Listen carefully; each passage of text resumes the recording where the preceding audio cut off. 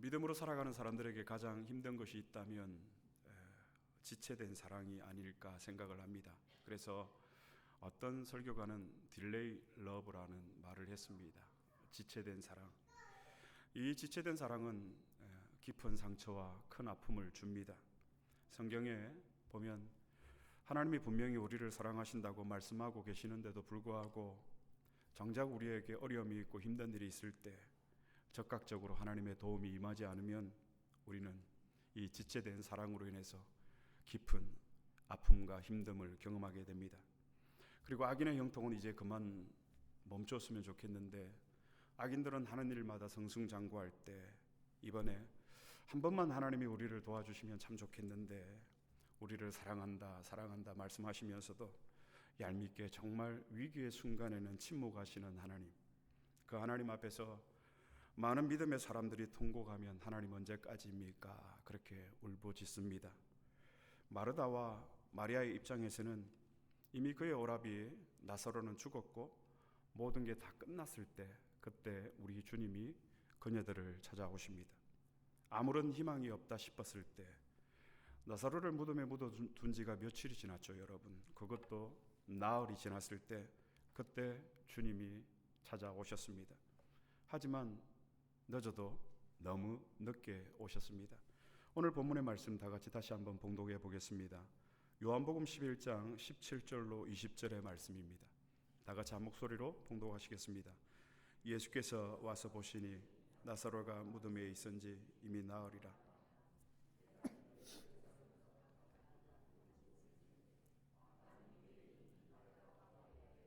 그 오라비의 일로 유문하러 왔더니 마르다는 예수께서 오신다는 말을 듣고 곧 나가 맞이하되 마리아는 집에 앉았더라.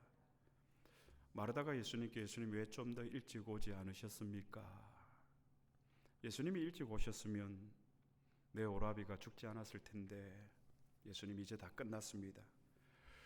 무덤에 묻힌 지 나흘이 지났는데 왜 이제 오십니까? 예수님에 대한 서운하고 원망스러운 마르다의 마음을 우리가 보게 됩니다. 사랑하는 여러분, 오늘 이 사건을 통해서 우리는 하나님의 시간과 우리의 시간이 다르다라는 것을, 예수님은 내 시간에 우리의 시간에 오시지 않는다라는 것을 우리는 먼저 기억해야 됩니다. 우리가 믿음의 길을 가면서 예수님께서는 나의 계획과 나의 때와 나의 시간에 움직이지 않으신다라는 것을 우리는 늘 명심해야 됩니다. 예수님의 시간과 나의 시간, 우리의 시간은 여러분 다릅니다. 예수님의 계획, 우리의 계획, 나의 계획 다릅니다. 그러면 오늘 본문에 나타난 예수님의 때, 예수님의 시간은 언제입니까? 그리고 마리아와 마르다의 시간은 언제입니까? 그녀들은 오라비 나사로가 죽기 전에 예수님이 그녀들에게 오는 것이 마리아와 마르다가 계산한 시간이었습니다. 그러나 예수님의 시간은 언제입니까? 나사로가 죽은 후입니다. 나사로가 죽은 후에 마르다와 마리아를 찾아오는 것이 예수님의 때, 예수님의 시간이었습니다. 그리고 마리아와 마르다의 계획은 무엇이었습니까? 빨리 예수님이 오셔서 기도를 하시든 어떻게 하시든 나사로가 다시 회복되고 살아나는 것이 그녀들의 계획이었습니다. 그러나 예수님의 계획은 무엇이었습니까? 나사로가 죽은 후에 다시 나사로를 살리는 것이 예수님의 계획, 예수님의 시간이었습니다. 사랑하는 여러분, 우리의 시간과 주님의 시간, 우리의 계획과 주님의 계획은 같을 수가 없습니다. 그러므로 기다림 없이 믿음은 주어지지 않습니다. 그리고 기다림 없이 믿음은 성숙하지도 자라지도 않습니다. 창세기에 보면 아브라함이 갈 바를 알지 못하고 하나님이 약속하신 가나안 땅으로 갑니다. 그렇게 하나님께서 꿀떡같이 약속하심을 믿고 아브라함이 갔지만 아브라함에게 아들을 주시는데 몇 년을 아브라함이 기다려야 했습니까? 아브라함은 하나님의 약속이 성취되기까지, 독자 이삭을 얻기까지 무려 25년을 기다려야 했습니다. 우리는 성경을 읽으면서 마치 이것은 나와는 아무런 상관없는 그런 어떤 영화의 한 장면으로 우리는 보기 때문에 감동하지 않는 것 같습니다. 여러분, 25년이라는 시간은 사람들이 일반적으로 기다릴 수 있는 그런 시간이 결코 아닙니다. 요셉은 또 어떻습니까? 형들에 의해서 노예로 팔렸지만 그는 그럼에도 불구하고 하나님 앞에서 정직하고 진실하게 살았습니다. 그럼에도 그에게 13년이라는 고통의 시간이 다가옵니다. 요셉은 13년을 기다렸습니다. 이스라엘 백성들은 젖과 꿀이 흐르는 가나안 땅을 사흘 길이면 갈 수 있는 그 길을 40년이 걸렸습니다. 하루면 들어올 수 있는 이 예배당을 40일 만에 저희가 들어왔습니다. 아브라함과 요셉과 이스라엘 백성들, 그리고 수많은 우리의 믿음의 선진들, 그들은 여러분 어떻게 기다리고 어떻게 견뎠을까요?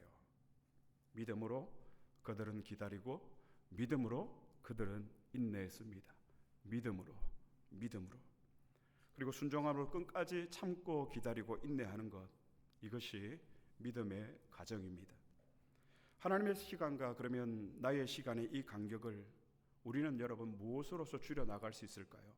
하나님의 때와 나의 때의 이 간격을 우리는 어떻게 견뎌낼 수가 있을까요? 믿음으로 견뎌내는 겁니다. 그래서 믿음이란 여러분 기약 없는 기다림이고, 믿음이란 인내하는 것입니다. 그렇습니다. 우리가 사실 시간이 많이 지나고 먼 훗날 돌아보면 우리는 내가 믿는 만큼 기다렸다라는 것을 여러분 알게 됩니다. 이번 일을 통해서 여러분들이 끝까지 저를 믿고 기다려 주신 것 저는 너무나도 잘 알고 있습니다. 그에 저도 보답을 하고자 합니다. 누구보다도 여러분들을 기다리고 신뢰하기로 했습니다. 그리고 여러분, 우리가 기다린 만큼 우리는 우리의 믿음이 자라고 성숙하게 되는 것을 여러분 우리는 깨닫게 됩니다. 예수님께서도 공생애를 시작하시기 전에 몇 년의 시간을 기다렸습니까? 30년의 시간을 기다렸습니다. 그러므로 여러분, 우리가 이 믿음의 길을 가는 데 있어서 여러분 갈등이 없기를 축복합니다. 염려가 없기를 축복합니다. 지금 나는 당장 죽을 것 같아도, 또 내 기도가, 우리의 기도가 지금 당장 응답되지 않아도 주님의 시간, 주님의 계획, 주님의 그 주권, 주님의 섭리를 우리가 믿고 잠잠히 하나님 앞에서 기다릴 수 있는 저와 여러분이 되기를 축복합니다. 그러나 기다리는 것은 여러분 결코 쉽지 않습니다. 기다림에는 철저한 고통이 뒤따릅니다. 기다림에는 여러분 그만큼 대가가 따른다라는 말입니다. 왜 안 오시나? 왜 예수님이 안 오시나? 그렇게 기다리다가 그만 오라비 나사로가 죽은 것입니다. 그러므로 여러분, 믿음은 당시 우리의 취미의 생활이 결코 아닙니다. 이 믿음은 어쩌면 죽음까지도 각오해야 하는 것이 이 믿음의 가정인지도 모릅니다. 예수님은 나사로의 이 죽음을 가지고 하나님의 시간을 만들어 가시는 겁니다.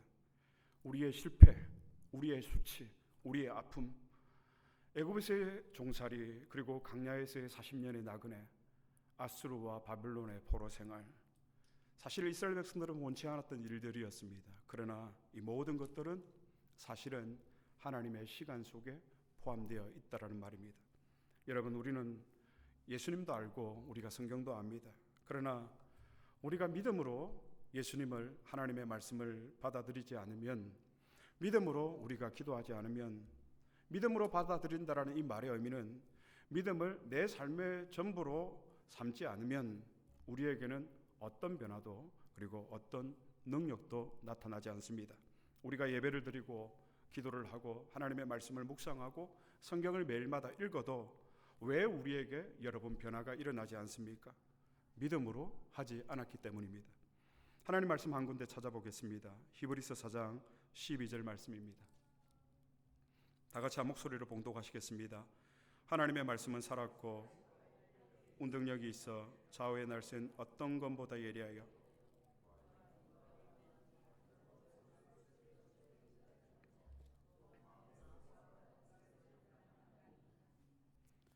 이 말씀은 어떤 의미입니까? 하나님의 말씀이 인간의 영역에 미치지 못하는 영역은 없다라는 말씀입니다. 하나님의 말씀은 살았고 운동력이 있어 혼과 영과 간절과 골수를 찔러 쪼개기까지 하나니, 여러분 그 능력에 하나님의 말씀이 내 안에 들어왔는데도 불구하고 아무런 변화가 없다. 그건 아닙니다.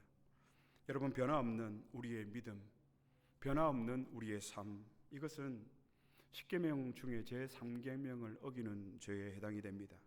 제3계명은 하나님의 이름을 망령되이 일컬지 말라입니다. 특히 3계명은 하나님에 대해서 우리가 가져야 하는 매우 중요한 의무 중에 하나입니다. 그러므로 하나님의 이름을 망령되이 일컫는 보다 더 큰 죄가 여러분 어디 있겠습니까? 우리가 예배하고 기도하고 성경 보고 우리가 정말 예수 믿는다고 하면서 밖에 나가서 내가 교인이라고 그리스도인이라고 우리가 말을 하면서 나에게 아무런 변화가 일어나지 않는다면, 삶의 변화가 없고 마음의 변화가 없고 생각의 변화가 없고 언어의 변화가 없고 마음의 말의 변화가 없고 또 우리의 습관의 변화가 없으면 그것은 어떤 죄에 해당이 된다고요? 하나님의 이름을 망령되이 일컫는 큰 죄를 짓는 것과 마찬가지입니다.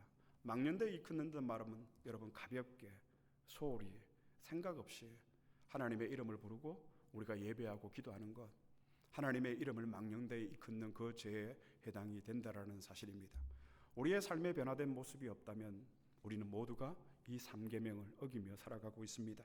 오늘 말씀을 통해서 저는 우리의 신앙이 이 마르다와 같을 수 있다라고 생각을 합니다. 그래서 오늘 본문 요한복음 11장 22절 말씀 다 함께 다시 한번 찾아서 봉독하시겠습니다. 다 함께 봉독하시겠습니다. 그러나 나는 이제라도 주께서 무엇이든지 하나님께 구하시는 것을 하나님이 주실 줄 아나이다. 마르다가 무엇이라고 고백하고 있습니까? 하나님이 주실 줄 아나이다 라고 마르다가 예수님께 고백을 하고 있습니다. 어떻게 보면 믿음처럼 보입니다. 그러나 이것은 믿음이 아닙니다. 마르다의 믿음은 일종의 희망이나 바람입니다. 여러분, 믿음은 이런 종류가 아닙니다. 희망이나 우리의 바람, 우리의 소원, 이것이 믿음이 아니라는 말입니다. 하나님이 주실 줄 아나이다. 마르다는 주님 저는 압니다라고 예수님께 말을 합니다. 나는 예수님도 알고 우리가 기도하면 하나님께서 들으시고 응답하실 줄도 압니다. 그러나 여러분, 우리의 지식과 우리의 경험이 우리를 변화시킵니까? 우리를 변화시키지 않습니다. 많이 배운 사람이 고상합니까? 그렇지 않습니다. 여러분, 우리는 예수님도 알고 하나님의 말씀도 잘 압니다. 그러나 믿음으로 이 사실을 우리가 받아들이지 않으면, 저 믿음을 우리의 삶의 최고의 가치로 삼지 않으면 우리에게는 그 어떤 능력도 그 어떤 변화도 일어나지 않습니다. 마르다는 하나님이 주실 줄 아나이다 했지만 사실 그녀는 여러분 안타깝게도 모르고 있었던 것 같습니다. 그러나 우리는 이것을 아는 것을 뛰어넘어서 예수님을 진정으로 믿을 수 있게 되기를 축복합니다. 그때 우리에게 하나님이 함께 하시는 변화와 능력이 나타나고 일어나게 된다는 말입니다. 그러므로 사랑하는 여러분, 우리가 하나님 앞에 설 때마다 하나님 주실 줄 압니다, 하나님 응답하실 줄 압니다가 아니라 하나님 저는 아무것도 모르겠습니다. 이런 어린아이와 같은 겸손하고도 순전한 마음, 여기서부터 우리의 믿음이 출발하고 시작해야 된다는 것입니다. 그리고 그 믿음 위에 하나님의 주시는 능력, 하나님의 선하신 그 변화가 우리의 삶에 일어나게 됩니다. 하나님, 나는 아무것도 모릅니다. 이런 어린아이와 같은 겸손한 마음으로 하나님 앞에서 우리가 살아가야 할 것입니다. 우리는 여러분 어떻습니까? 하나님 앞에서 얼마나 경거망동하게 행동할 때가 많이 있습니까? 내가 아는 만큼 해석하고 내가 아는 만큼 판단하고 내가 아는 만큼만 내 삶에 적용을 하니까 여러분, 우리에게 나에게 어떤 변화도 일어나지 않는 겁니다. 그러므로 우리는 주님, 저는 모릅니다. 예수님만이 다 아십니다. 저는 항상 틀렸습니다. 오직 예수님만 다 옳으십니다. 아무도 믿지 못하겠습니다. 오직 주님만 믿을 뿐입니다. 이 고백과 전제에서 우리는 다시금 믿음의 시작을 출발해야 됩니다. 우리는 종종 여러분 신앙생활을 하면서 그런 실수를 범할 때가 많이 있습니다. 내가 하나님을 변화시키려고 합니다. 내가 하나님을 바꾸려고 합니다. 그러나 여러분, 내가 하나님을 변화시키는 것이 아니라 영원무궁토록 변함없으신 그 하나님 앞에서 날마다 나 자신을 깨고 나 자신을 부수고 자기를 부인함으로 그렇게 하나님 앞에서 하나님을 변화시키는 것이 아니라 내가 변화되어지는, 내가 하나님 앞에서 복종하는 그런 삶, 이것이 우리의 신앙의 목적입니다. 말씀을 맺겠습니다. 오늘 말씀의 제목과 같이 하나님의 시간과 나의 시간이 다를 때, 하나님의 때와 나의 때가 다를 때 우리는 어떻게 해야 될까요? 믿음으로 인내하면서 믿음으로 하나님의 때를 기다릴 수 있는 저와 여러분이 되기를 축복합니다. 언제까지 기다려야 할까요?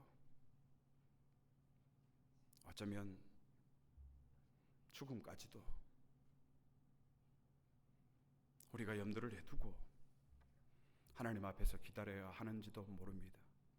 그러나 믿음으로 기다리는 그 사람을 향한 하나님의 약속, 하나님의 언약은 반드시 성취될 것입니다. 하나님의 시간과 인간이 주도하는 시간은 여러분 같지 않습니다. 하나님의 때와 우리가 계획하는 우리의 때는 여러분 같을 수가 없습니다. 십자가의 사건은 악한 인간이 주도하는 것 같지만, 그러나 이 십자가의 사건은 하나님이 주도하신 사건입니다. 십자가는 하나님의 시간입니다. 십자가는 하나님의 때입니다.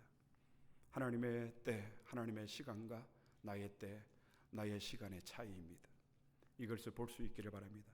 마지막으로 마태복음 20장 28절 말씀을 읽고 마치도록 하겠습니다. 마태복음 20장 28절의 말씀입니다. 다 함께 봉독하시겠습니다. 인자가 온 것은 섬김을 받으려 함이 아니라 자기 목숨을 많은 사람의 대속물로 주려 함이니라. 하나님의 시간 속에 나타난 예수님의 고백입니다. 나는 뭐하러 왔다고요? 섬기러 왔고 나는 죽으러 왔다. 그러나 우리는 어떻습니까? 살려고 발버둥칩니다. 그러나 예수님은 하나님의 시간 속에서 나는 생명을 버리러 왔다라고 오늘 고백을 하고 있습니다. 하나님의 시간을 아는 사람은 어떤 사람일까요? 구체적으로 섬기는 사람입니다. 하나님의 시간을 아는 사람은 어떤 사람일까요? 하나님의 때를 알고 그때 하나님의 시간 속에서 살아가는, 하나님의 섭리와 하나님의 주권 속에서 살아가는 사람은 어떤 사람입니까? 자신을 바쳐 누군가를 사랑하는 사람입니다. 섬기는 자, 사랑하는 자가 될 수 있기를 축복합니다. 그래서 우리가 더욱 서로를 사랑함으로 하나님의 때를, 하나님의 시간을 살아내는 저와 여러분이 될 수 있기를 그리스도 이름으로 축복합니다.